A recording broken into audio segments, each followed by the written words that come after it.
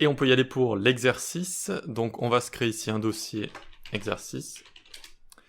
À l'intérieur, on se fait un index. Voilà, point d'exclamation tab, on se fait le doctype. Ici, on fait fr, exercice, formulaire. Et là, ça va être un exercice un peu plus spécial. Alors, oups. Ici, donc, je vais vous donner en description une image à télécharger. Hop. Donc, vous allez devoir reproduire ce formulaire. Vous allez devoir trouver les bons types et les bons éléments à reproduire. Voilà. Et vous allez également avoir des petites instructions. Donc, on peut se faire...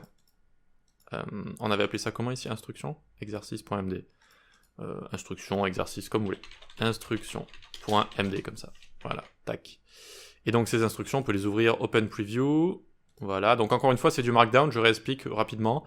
C'est un langage de balisage léger avec des symboles comme ça et des numéros, des caractères qui vont être compilés en éléments HTML. Ça va être compilé en éléments HTML. Et c'est comme ça ensuite que VS Code l'affiche. Voilà.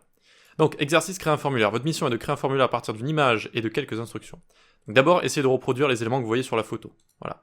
Donc, tous les éléments que vous voyez et le formulaire global, en fait. Alors, je suis en train d'essayer de vous chercher la photo. Elle est là. Tac, tac, ok. Donc on entoure tout ça d'un élément, lequel, à mon avis, vous connaissez, et ensuite on essaye de vraiment gérer tous les éléments et tous les bons attributs qu'il faut trouver, etc. D'accord? Ensuite, les 3 premiers mails doivent être remplis.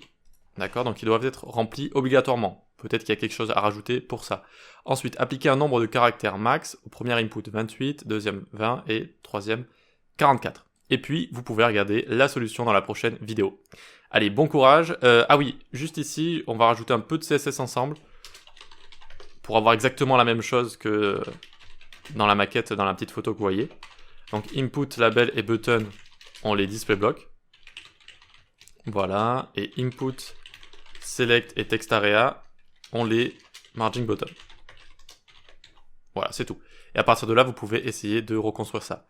Vous pouvez la mettre à côté aussi si vous voulez, comme ça. Voilà, faites ce que vous voulez. Allez, à tout de suite pour la solution.